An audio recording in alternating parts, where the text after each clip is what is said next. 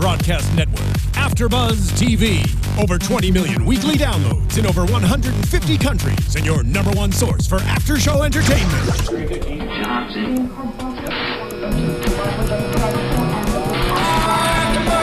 AFTERBUZZ TV, the destination for TV superfans, producing after shows for over 300 of your favorite TV shows, interviewing celebrities and showrunners, and bringing you behind-the-scenes exclusives. All thanks to E! Entertainment's Maria Menounos, producer Kevin Undergaro, and internet leader Akamai.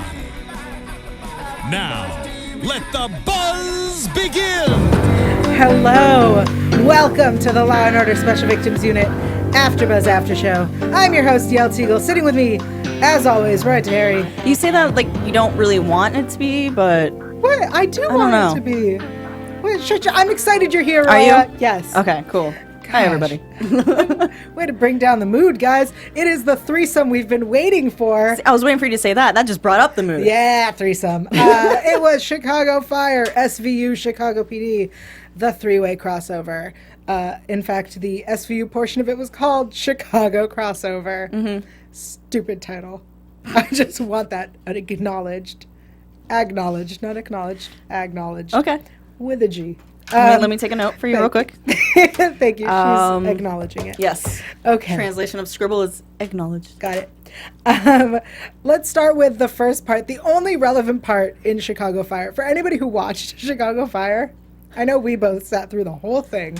I was going to give them a chance. I'm like, okay, I've been interested in this show. Mm-hmm. I'm going to watch it. It was on Netflix, and then they took it off a few years ago. Right. And I was really upset because it was the moment where I was going to try and catch up on it. Mm-hmm. And then I was like, all right, I'll watch it on Hulu Plus. They don't have the original shows on there. They only had the first episode of this season. Yeah. So I watched the first episode and then this one. Yeah.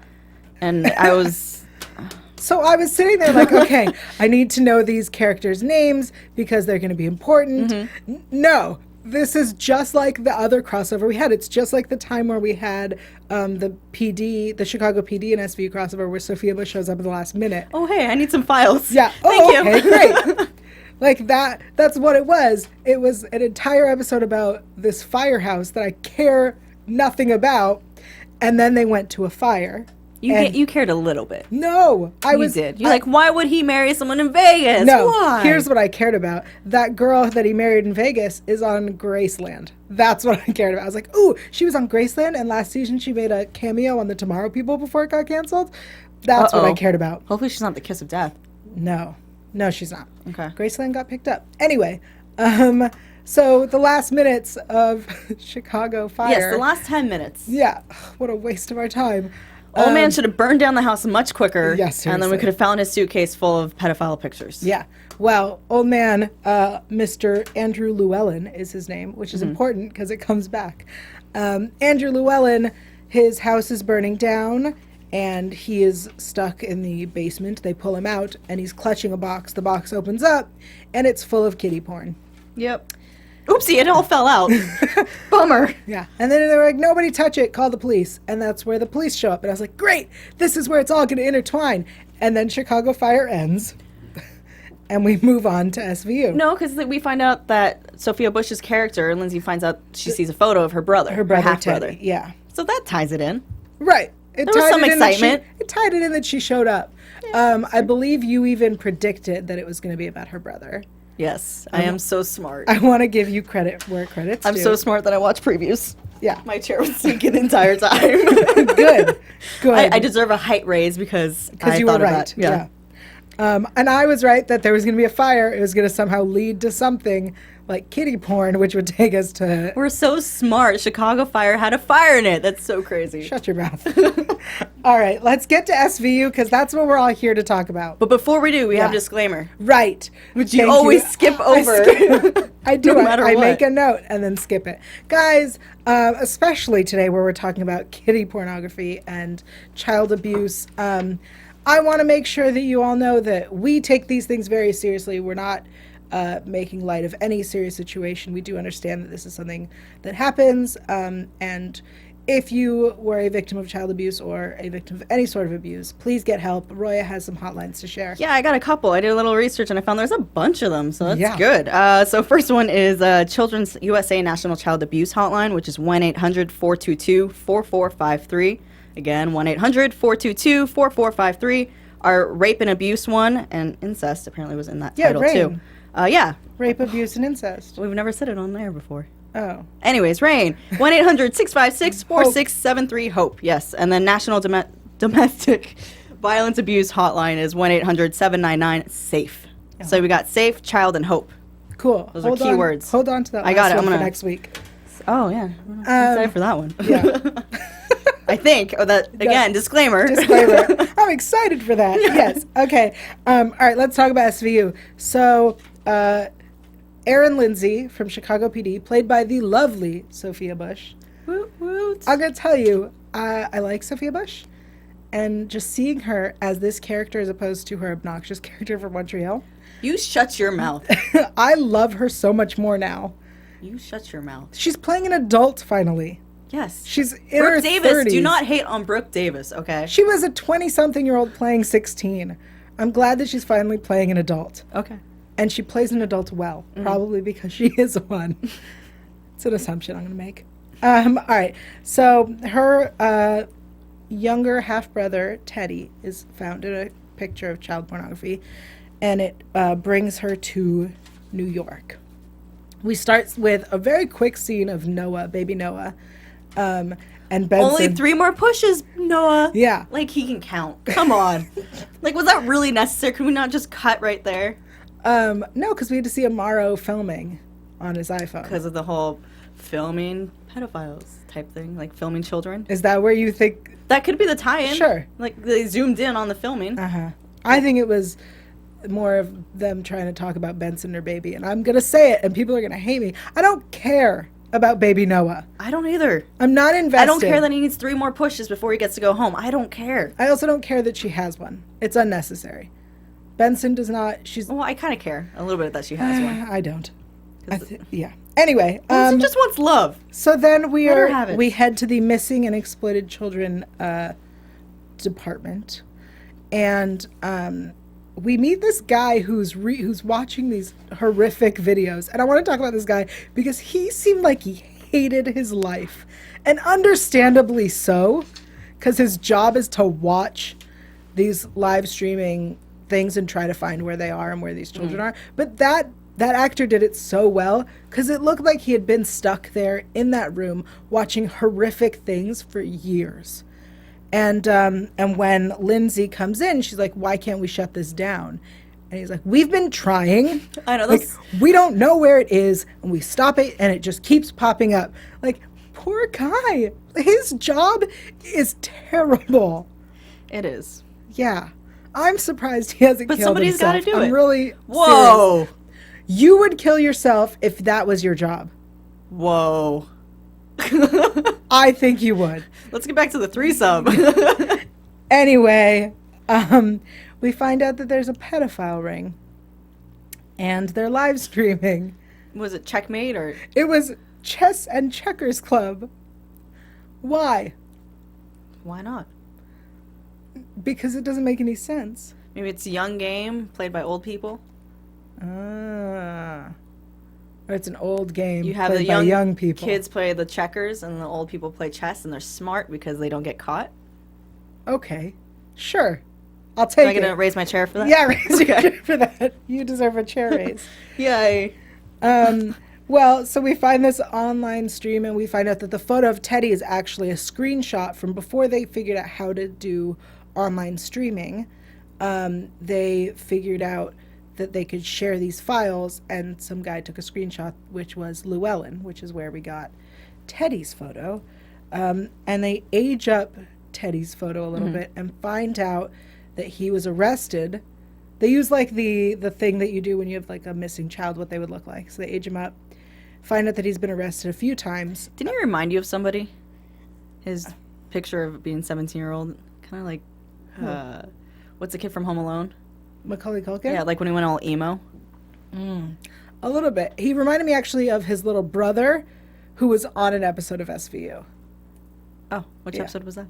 His little brother played the boy who was who they thought shot up his school, but really, no, they thought he was the abuse of a school shooting, but actually he did the shooting, and it was because he was on medication for bipolar disorder, but his mom didn't have a prescription for the drugs. It was just showing up in the mail, and then they took down the company that was giving out the drugs. Oh. Yeah. For those who haven't seen that episode, now you have. That was the story. Who needs Netflix or Hulu? We got Yael. Yeah. When it comes to SVU, I got you. I was like, wait, my phone's ringing? For those who don't know, that's my alarm. So they find out that this boy named Ted Voigt, and that's when we hear more about this Voigt situation. So Voigt is the sergeant in charge at Chicago PD. Mm-hmm. And at this point, I was like, oh, I want to know more about Voigt and Lindsay's family relationship. I want that. I don't actually care about anything else involving Chicago PD. I just want that. Yeah. And you will tell us about their family relationship later. Oh, will I? You will. I will. You told me about it. You know it. Yeah, I know it. You want to tell us? Tell us about it. No. Yeah, okay. So Sophia Bush's character, she was like a runaway type of thing. See, now I feel like I'm going to butcher and people can correct us if we're wrong. Okay. But yeah, she was a runaway, and then she was a undercover person for Voigt. An informant. An informant, is the thank word you. you're looking Thank you. for. And basically he helped her get out of that troubled life, and she became a better person and wanted to be a detective like him. Okay. And so he kind of was watching out for him. I feel like there's more of a backstory to it. Yeah. But they haven't revealed that with the mother. The mother was a drunk.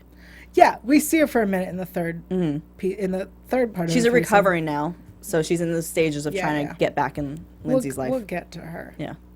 Okay. Okay. So he went he got arrested under the name Ted Voigt, and he ended up in a youth center.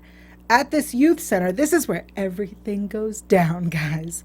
At the youth center, Jocelyn is another woman who apparently was close to him, and they were friends, which later turns into this crazy, creepy story. Was she in high school? Yes. Jocelyn was a teenager at the time that we met her now. She was formerly a prostitute, arrested for prostitution, and she was turned out at the age of 13 when she was taken to the child pornography ring. And then after they were done with her, they let her go be a prostitute. So we then find out that... her bangs, man. I just kept looking at the bangs. What's wrong with her bangs? Her bangs were really annoying. They were just right there. Is that what was annoying about her face? Probably. Because something was irritating about her face. It could have been that or the acting. But no, definitely. The bangs. Bangs. I'm going to stick with the bangs. We're going to go with the bangs. Yeah. We're going to give it the benefit benefit of the doubt. like, I don't... Even though you have a braid. Yeah, I was like, you want to say something about a side ponytail? Something you want to say, Roya? Nope. For those who aren't watching, don't hurt me. I have a side braid today. I will lower my chair. Don't hurt me. Yeah, you lower it. So we find Teddy eventually. He's working at the piers. For those in New York, can you tell us about these piers? I've never heard of the piers as an area where homeless teens and LGBT runaways hang out. I'm not familiar. But it's also an up-and-coming area, too. Because remember they said During they the built day. a bunch of condos, expensive condos around that area. During the day, it's an up-and-coming. It only becomes... what? There was a good line. I don't know. I kept looking at the dancing. They're like... Yeah. Like, that's how they're dancing. I'm like, oh, how is that a dance move? You don't What is know. that? They're on drugs. That's true. Actually, that's probably how I dance. I just wanted to show everybody. Thanks. For those not those not watching, you missed a beautiful dance. Thank you. I know I should keep doing it. Yeah, okay. I knew it. And we finally find Teddy, who is on some drugs. He has drugs on him. They take him in and hold him for possession, which is a great way for them to be able to get more information, because they want to find the place where another child who they recently saw on the live stream named Henry, where he's being held. They want to find out where all of this is coming from. We then hear about how they got into where they were taken. Teddy reveals that there was a man at the youth center who got them there. And that man, his name is George. He's the security guard. Oh, George. At the youth center. And he didn't know what he was doing. It was just $2,000 to hand over a runaway. Yeah, what do you think they were doing, George? Maybe they were giving him an education. Who knows? George has a family. Roya, Maybe. you really, like, you okay? I'm Okay. the glass is half full kind of girl. I see so that. just trying really hard to give George benefit of the doubt. Well, we see Voight interrogate, because Voight shows up when Lindsay hurts herself and she's sent home. But Voight shows Oh, up that bothered me. Can we just talk about that scene real quick? where she hits her head. Because of the, what are they called? The male people on the bikes? The Carriers? bike messengers. Thank you. The bike messenger hit her. Yeah. And that's how she got blood on her head, and that's how she got kicked out of the show, the episode. Yeah. That's it? She had a concussion. She went to the hospital. Voight was worried and But a kicked her out. bullet wound would have been so much cooler. You're just disappointed that your prediction was wrong. Didn't need to bring that up, but okay.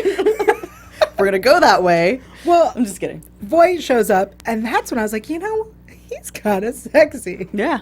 Just can't understand what he's saying half the time, but yeah. You don't need to understand what he's saying. Who cares what he's This is all saying? like, Yeah, who needs to listen to him? He's a very sexy man. He doesn't need to talk. yeah, I thought maybe him and Benson would have something I going know, on. I'm so bummed. That would have been so good. Which, by the way, let me let's find my talk little about it. note real quick. There was an article about how this crossover was a huge thing, and the writers did not want to...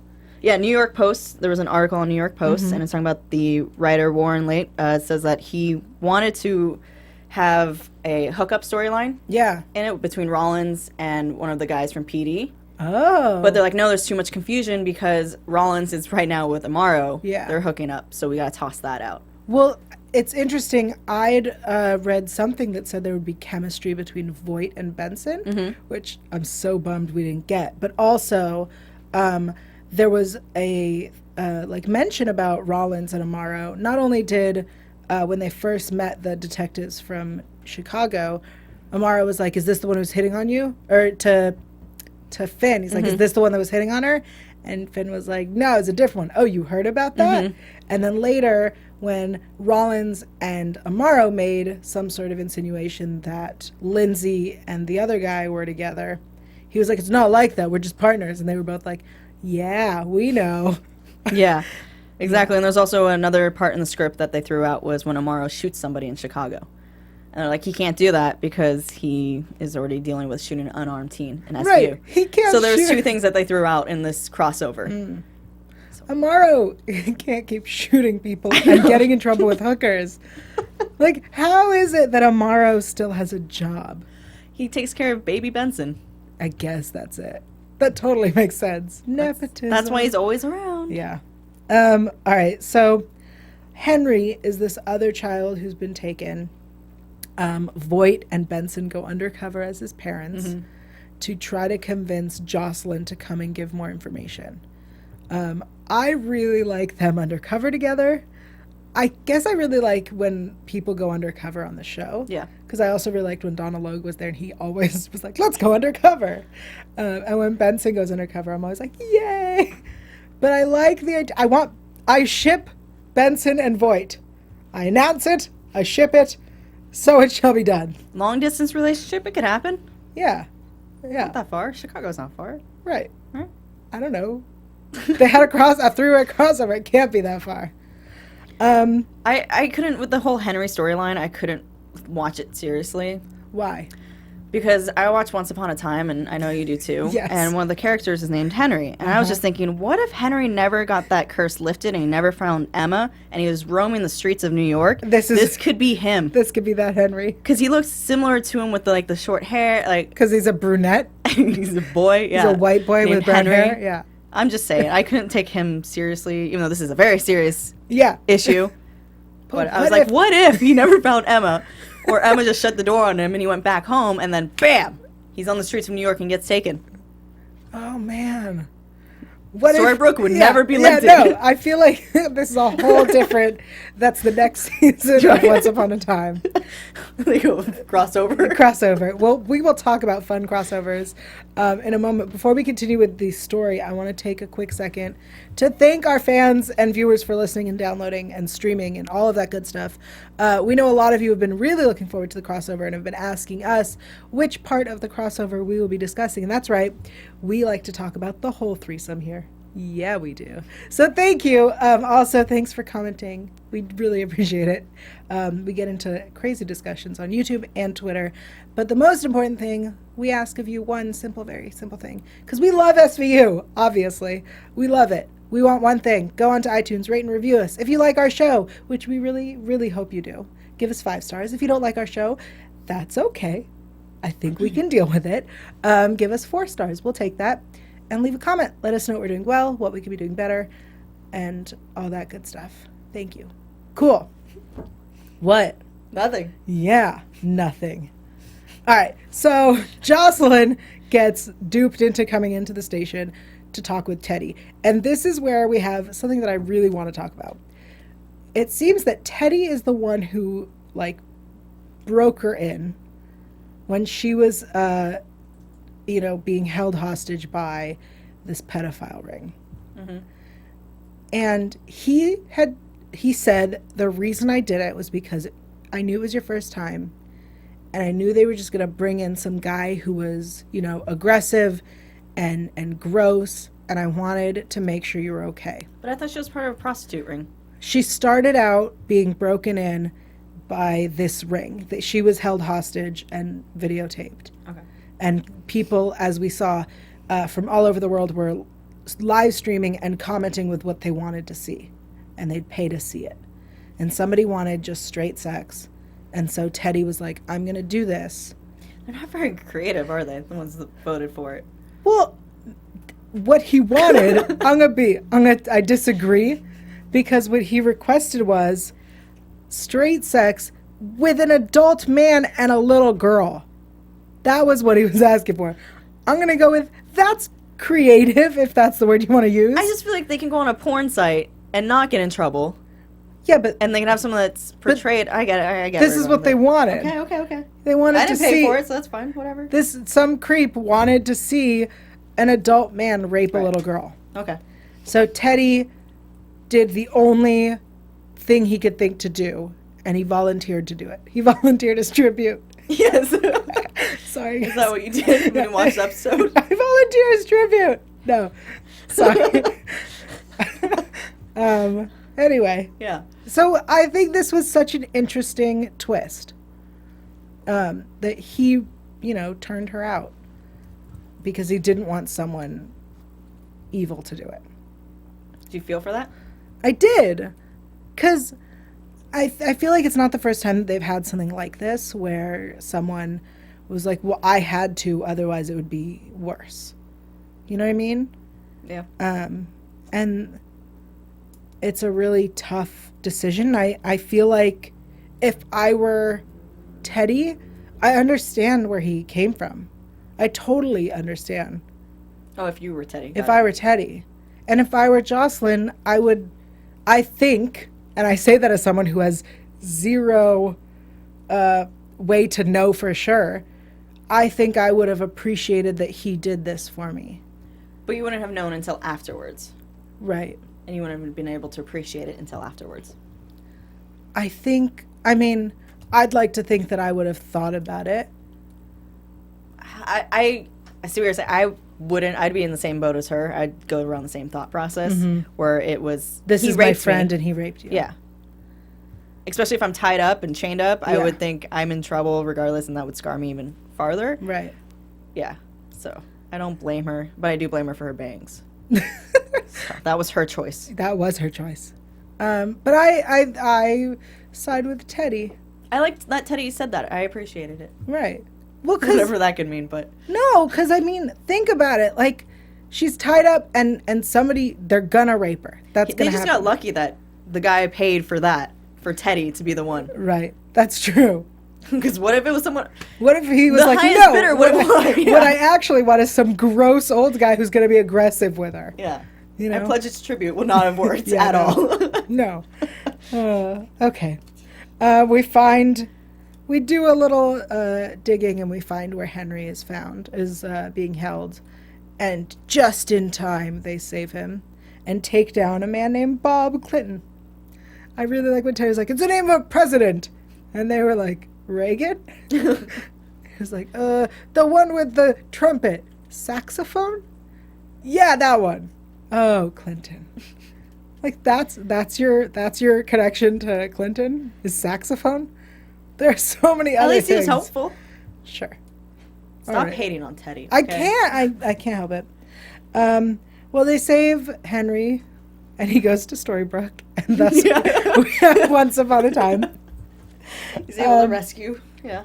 And the Clinton is taken into custody, and he realizes that they don't know who's in charge of everything, and they're like, "Oh my gosh, what are we gonna do?" And he's like, "Hey, I want a deal. I want full immunity, and I'll tell you everything." I like how he was giggling the entire time. Like, you guys have no idea. Well, because I mean, he realized that he's he like, basically this is a had knee his slapper. he realized he had his freedom. Yeah.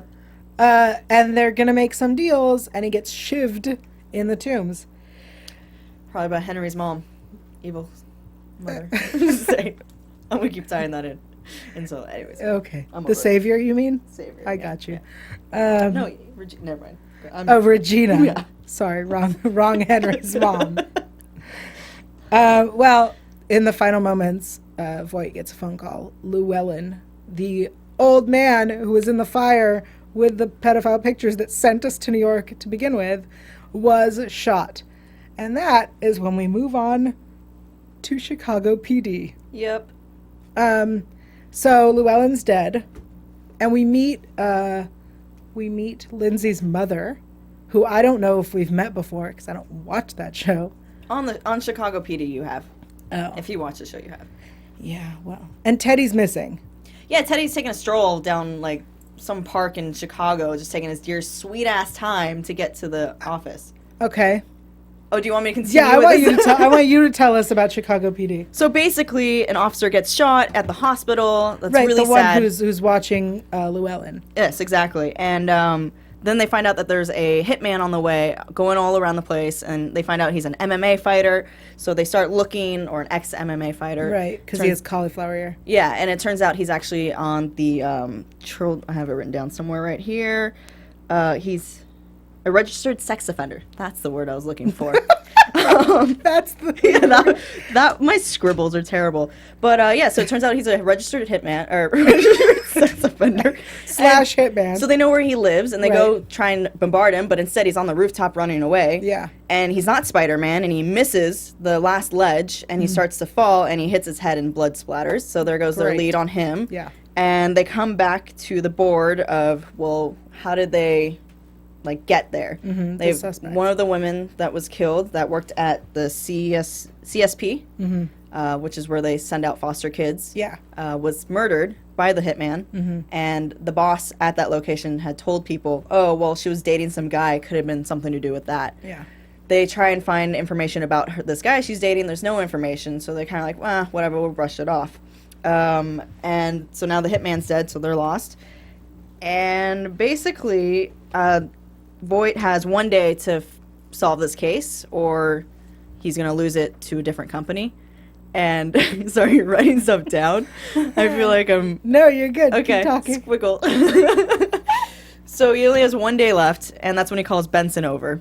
And Benson's like, "Well, why didn't you just Skype me? We could have Skyped." And Teddy decides to show up.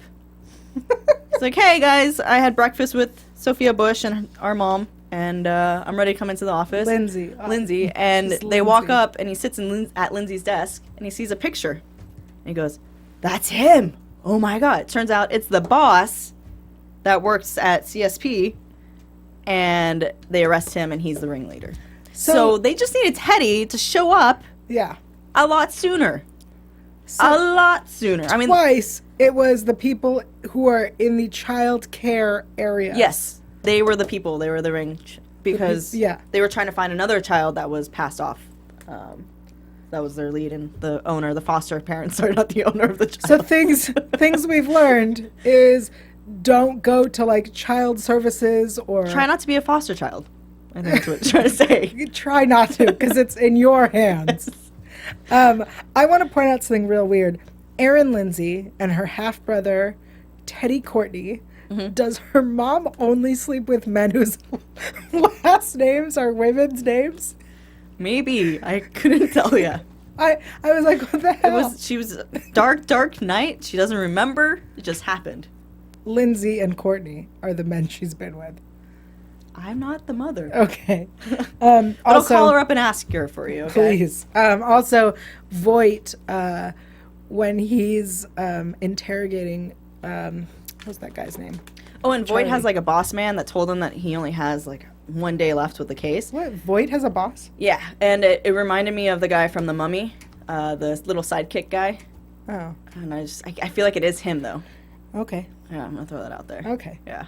I don't. But anyways, Teddy could have been there much sooner, Benny. and so many people. What's that? Benny. Benny, yes, it looked like him. I was like, I'm just waiting for him to start giggling. Thank you, Marissa, in the booth. I want to point out that Voight, when he was interrogating George in SVU, and he threatens him, and there's a whole altercation between him and Benson, she, like, makes a Stabler call back. She's like, yeah, I had a partner who used to do that. Sometimes it worked. I was like, I miss him too. She also does this at the end of Chicago PD when Voight has the guy, the office boss man, Yeah. and he's about to go beat his ass, and Benson goes, hold on, I have cases that if you beat him, he's like, well, you're not going to be around for it. No, if you beat him and that gets leaked, all of my cases in New York will go down the drain. Yeah. So she kind of talks him out of it. And she talks to this guy, like, listen, you don't want this guilt. I've seen men who hold it inside and they go to prison and they just walk like zombies because they know the truth. You don't want that. I love her. And it worked. Yeah. I want to talk a little bit about fun statistics. Not so fun statistics. So that's the show of the threesome. Yeah, that's Sweet. the threesomes. Was it good for you as it was for me? No. Only one of the three really had me going. Yep. Other ones just ended last 10 minutes. Yeah. Yep. It's okay. People that watch the show know about sex. Is that right? They should. I mean, maybe one day there'll be an episode about threesomes and we can talk about that. Wasn't there 2 weeks ago called the porn star one? That was not a threesome. That was technically a threesome. Just because there were 3 of them? Yeah, It was 1, 2 2, men. It was a gangbang. Okay, well, in her other video, It's different. Anyway. Do you have some fun statistics about child abuse? wow, thanks for setting me up there. That's pretty awesome. I do have 67% of likely sex trafficking victims were in the case of social services or foster care when they ran away. Ooh. That was from missingkids.com. Yep. And then also, I don't know why you're making me laugh. This is terrible. As of October 2014, the cyber tip line has received more than 2.8 million reports of suspected. I can't even fucking. I'm sorry. I'm done. Okay. On a lighter note. Yes. Okay. Now you're on a lighter note. Yeah. Thanks. I have a list Thanks for making my Google search the most weird thing ever. You're welcome. God, FBI's probably watching me right now. Yeah. I want to talk about crazy TV crossovers. Wow. You're welcome. I took the fun stuff. Okay. I usually have the dark stuff. It's my turn. Okay. Guys, did you know that I have a list of a handful of fun TV crossovers? In fact, did you know that The X-Files and Cops crossed over? Yeah, you heard me. The X-Files. Mulder, Yeah. Scully, Okay. Cops. The show Bad Boys, crossover. Look at, I believe it was X-Files Season 7, Episode 12, if you're interested. Also, SVU crossed over real quick with Arrested Development because Munch was teaching a scrapbooking class. Interesting. And then for those of us who grew up in the 90s, Sabrina the Teenage Witch and Boy Meets World crossed over for a 2-part Halloween special in Boy Meets World Season 5.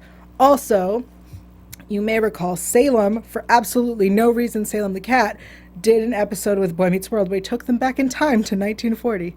Interesting. Or the 1940s. I believe it's the episode where the microwave sends Corey back in time and they think he's a Russian spy. I believe it's that episode. Okay. One of my favorites. Also, there was a Full House Family Matters crossover, but basically it was just Steve Urkel on Full House. And my favorite of these crazy things, Power Rangers and Teenage Mutant Ninja Turtles. That's That was a right. good one. They crossed over to fight Astronema. Yep, that was the villain. Okay, I think it's time, because we have so much to talk about, to get into the news. AfterBuzz AfterBuzz TV News. We have so much real SVU news to talk about. I don't even know where to start. Let's start with a Stephen Collins update. Oh, and you have a picture. I do. I have a That's photo. amazing. You don't want to see it, but I have a Stephen Collins That's photo. a nice little Photoshop of it. Anyways. Anyway. So apparently he's not clear. We've talked about in the past that he was kind of cleared. They weren't going to charge him. But it seems he's not cleared of the child molestation case. Apparently, the NYPD is looking for fresh victims. Because all the rest of them were statute of limitations. It was 3 victims a whole bunch of years ago.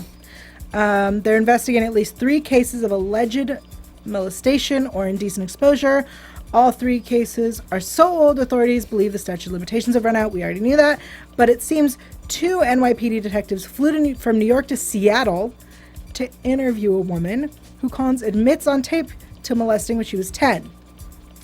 Apparently, they're not interested in her story, but they're interested in finding out. Seattle. Yeah, if if other more alleged victims might have come forward, maybe to this woman. So Stephen Collins, not out of the woods yet.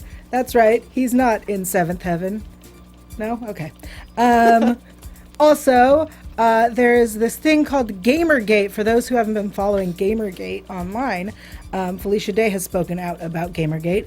Apparently, there's some weird situation. Gamergate is an online movement where a small subset of gamers have harassed female media critics, developers, and bloggers with violent and graphic death threats and rape threats. It seems that people who criticize females who criticize or make video games are receiving these threats for some reason. It's a weird situation. Look it up. Also, Twitter has been heavily criticized for not taking these online threats seriously. In July, users derailed an online Q&A with the Twitter CEO by pointing to conversations where they were the site ignored the online harassment policy. So there are all sorts of things to look into about Gamergate.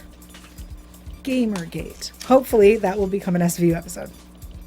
All right, I want to talk, speaking of online, about crazy YouTubers. That's right. For those who don't know, Sam Pepper is some YouTuber who went around, and he used to do, I guess he still does, he does these videos where he, like, walks up to women in public and, like, grabs their butt and then is like, oh, sorry, and sees, like, and he videotapes it, and that's what he does. And people watch it because they're like, what the hell? But he's sexually assaulting women on camera multiple times. We're smart. Yeah. So 6 women have told whoever I'm reading, who am I reading? BBC, that they've been touched inappropriately or had indecent conversations with a YouTube star. Where is he located? He's in England. Okay, that would make sense. I mean, not that.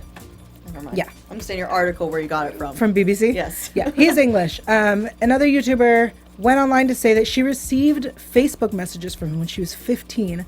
There are women who saying that he, like at VidCon or other conventions where you can meet YouTubers, he invited them to his hotel room. And then when they said no, he raped them and was like, "What? That's how it is. That's what happens." And That's how it is. Yeah. That's how the cookie crumbles. Right. He also, so one of his videos, he like wears a sweatshirt and has one of the sleeves tucked into his pocket and then sticks his hand out the bottom and grabs women's asses.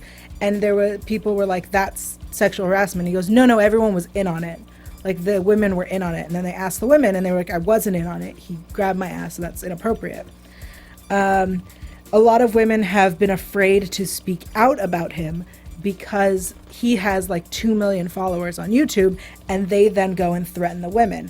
But another YouTuber called Lacey Green, hopefully you know her, she does Sex Positive, she's amazing and I love her and she's really pretty, which is irrelevant, I just like her a lot.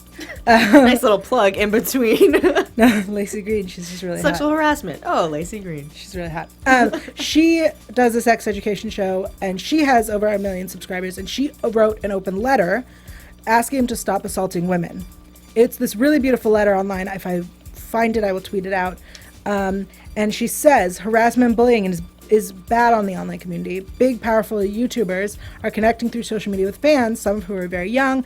Power dynamics are very off, and that creates an environment where people that are predatory will take advantage of the situation. She got a lot of YouTube subscribers, or YouTubers, like any YouTube stars you might follow, to sign her letter and send it to him. And then all of them started getting harassing threats from his followers. So that's going on with Sam Pepper. That will definitely become an SVU story, I'm sure of it. And there's another YouTuber named Craig Dillon, who is, again, another English one. So that's 2 English YouTubers. And his story is very weird about how he may have sexually harassed some some men. And then he wrote a letter to the newspaper from his alleged lawyer saying that they need to cease and desist saying these things about him. And it turned out that it wasn't his lawyer, that he wrote the letter himself. That is Craig Dillon. A for effort. Yeah. Try. Those are my news stories. Roy, you got any news? No. Okay. Let's move on to predictions. And now, your AfterBuzz TV predictions. So in the preview we see, next week is the sweeps episode that I was talking about before, where we have the guy from The Walking Dead and that other woman whose name I don't remember. I think they're filming them so much quicker. Yeah, it is the football domestic violence episode that we've been waiting for. I believe this is the Baltimore Ravens? Yes, that team. Yes. I believe it's that one. Okay. Predictions. If it is that one, Yeah. then I'm thinking an elevator shot. Shock. I go really deep yeah. with my predictions. I'm going to make a Baby Noah prediction. You think something bad's going to happen to Baby Noah in this one? No, I just want him gone by the end of the season. How many Baby Noahs do you think we're going to see in this episode? In the next episode? Yeah. I think we will get at most one scene of him. Pictures included, or I think we'll see a photo on her desk she's twice. got multiple of them? Have Yeah. you seen her screens, like her background on her laptop when No, it's because open? I don't care. It's a lot. I'm sorry. For having the Noah- baby for only like a week or two, it's been a lot. It's been months. Okay, but still. Yeah, I'm done. I'm over the baby. One more push, Noah. Ugh. 3 more. 3 more pushes. Great. This kid's All right. smart. Roya, Yes. this was a threesome. Was it great? No. Could it have been better? Probably. Will we have more threesomes? Let's hope so. I still like the interaction of all the characters together. I thought Yeah. that was well, except for Chicago Fire, there was really no interaction from New York involved. It was unnecessary. Yeah, the only thing they had was the phone call, like, "Oh, hey, this is Lindsay. I'm gonna be coming yeah, over." Chicago Fire was not involved. Yeah, Rollins was involved in that part, but that was it. Yeah. But the firehouse was not. Yeah. All right. On that note, guys, let us know what you thought of the threesome. Did you have a good time? Was it good for you? I don't know what that was. Roya, tell the people where they can find you. I don't know. You can find me on Twitter and Instagram at HeyRoya. That's HeyRoya. Yael, where can they find you if they aren't creeped out already? Yeah, if you're not terrified, I'm available online at Yael.tv. That's why AEL.tv. Do they have to pay for it? Nope. Also, Twitter. I'm doing a Twitter giveaway. Check it out. You might enjoy it a lot. You don't have to pay for anything. Also, I'm on AfterBuzz shows for Constantine and many other shows. Check them out. And Twitter, Yael Tygiel, YAELTYGIEL. We'll see you next week for more SVU. From executive producers Maria Menounos, Kevin Undergaro, Phil Svitek, and the entire AfterBuzz TV staff, we would like to thank you for listening to the AfterBuzz TV network. To watch or listen to other after shows and post comments or questions, be sure to visit AfterBuzzTV.com. I'm Sir Richard Wentworth, and this has been a presentation of AfterBuzz TV. Buzz you later. Oh, wait, done. The views expressed herein are those of the hosts only and do not necessarily reflect the views of AfterBuzz TV or its owners or principals.